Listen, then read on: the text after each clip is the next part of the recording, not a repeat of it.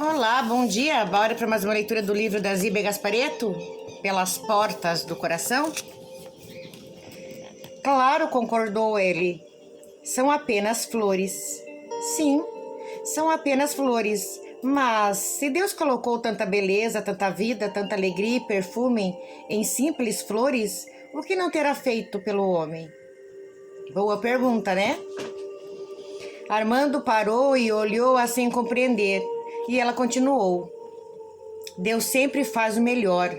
Ele nos deu beleza, sentimento, alegria, bondade e possibilidade de escolher. Você diz isso porque só vê o lado bom e a dor, o sofrimento, a maldade, o ódio, a ignorância. De onde vieram? Da nossa necessidade de perceber. Deus permite o contraste para que possamos enxergar claro. De que nos adianta acender uma luz na claridade? É nas trevas que ela é percebida.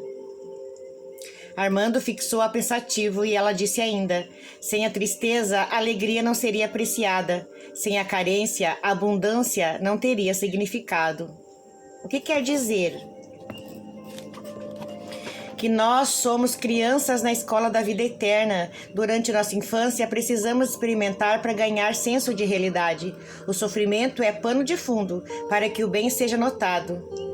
Que ideia! De onde tirou isso? Disse ele admirado. Observando. Baseado em quê? Na perfeição de Deus. A natureza nos ensina isso. Basta olhar. Não lhe parece que um Deus tão extraordinário, tão criativo, que colocou tanta beleza, tanto perfume na simplicidade de uma flor, que enfeitou nosso mundo com um céu tão azul, um mar tão belo, tudo para nos fazer felizes, só nos destina a felicidade e alegria? Custo a compreender que ele possa haver criado o mal. Parece-me sadismo admitir que ele nos tenha colocado entre o bem e o mal e se delicie vendo-nos debater nessa luta desigual. Para ser franco, meu conceito de Deus há muito foi abalado. Realmente, se a gente parar para pensar, né? Por que Deus colocou a gente nesse mundo? Por que ele inventou o espírito? Por que para ele é interessante que a gente viva se debatendo entre o bem e o mal?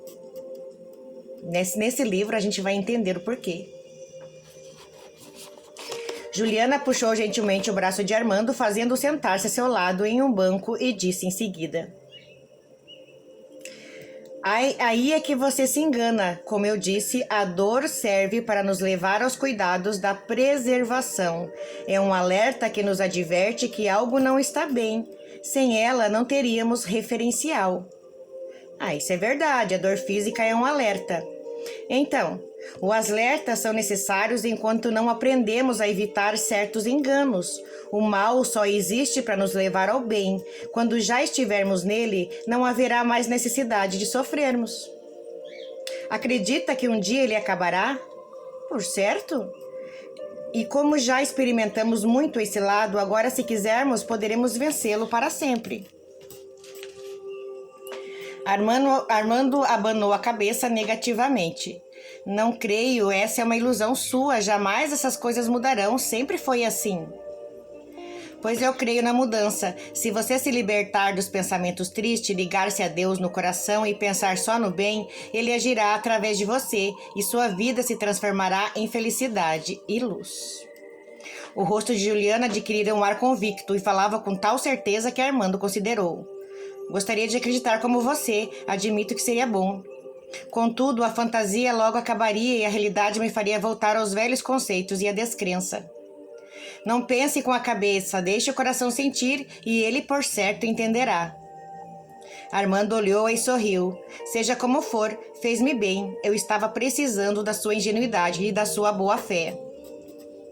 Juliana olhou nos olhos como querendo penetrar em seu pensamento mais íntimo quando disse: Você é maduro em muitas coisas, apenas que seu intelectualismo e seu lado racional estejam bloqueando os seus sentimentos. É por causa dessa distância e dessa incapacidade de ver que é preciso pano de fundo para facilitar a percepção. É preciso contraste, as trevas para valorizar a luz. E realmente, né? Um dia todos nós sonhamos com um mundo melhor, mas não é um um plano terreno, tá? Porque aqui é como se fosse uma penitenciária. Nossos espíritos reencarnam aqui para resgatar erros de vidas passadas, tá? Porque na espiritualidade não existe sofrimento. A gente precisa passar pelo sofrimento num corpo de carne para poder evoluir, para poder enxergar o que é certo ou errado, tá? Digamos que na época de Adão e Eva, Deus mostrou tudo que era belo para Adão e Eva, tudo que era bom, tudo que era perfeito. E disse, se comer dessa fruta, você conhecerá o bem e o mal. Quer dizer, era tudo tão belo, tão perfeito, que eles não sabiam o que era o ruim. Eles não sabiam o que era o mal. Então ela foi lá e comeu. A partir daí ela experimentou o que era mal, o que era ruim. Mas nós não. Nós temos a oportunidade de ver o que é ruim e o que é bom. Graças a ela, que comeu o fruto, né? Então a gente sabe que se eu passei por um sofrimento muito grande num relacionamento tóxico, eu vou me preservar para não ter outro relacionamento tóxico. Eu vou estudar a pessoa, vou olhar a vida da pessoa, eu vou ser mais precavida para não acontecer de novo. Por quê? Porque eu já sofri um relacionamento tóxico. Então a gente aprende às vezes pela dor. Então Deus permite a maldade aqui nessa terra, nesse mundo, para que a gente possa distinguir entre o bem e o mal, para podermos fazer a nossa escolha. Diferente da Eva, que só viu coisas boas no Jardim do Éden, não viu nada de ruim. Então ela queria experimentar para ver o que era o bem e o mal, porque para ela não sabia o que era o mal.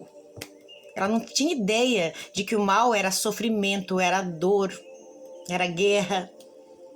Mas nós sabemos hoje o que é a dor e sofrimento, sem precisar comer do fruto proibido.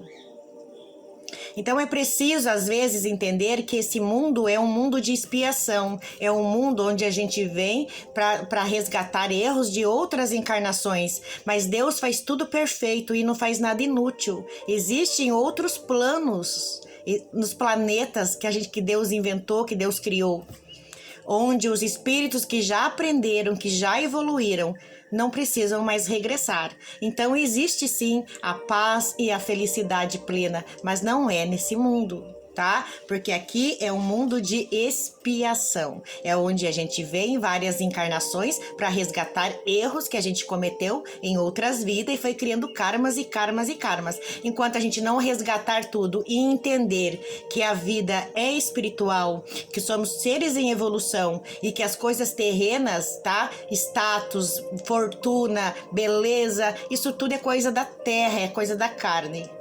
Que o nosso espírito tem que ter sabedoria, discernimento, paciência e, principalmente, amar ao próximo como a nós mesmos. Amar o próximo não é amar a pessoa, é não fazer com ela o que não gostaríamos que fizesse com a gente.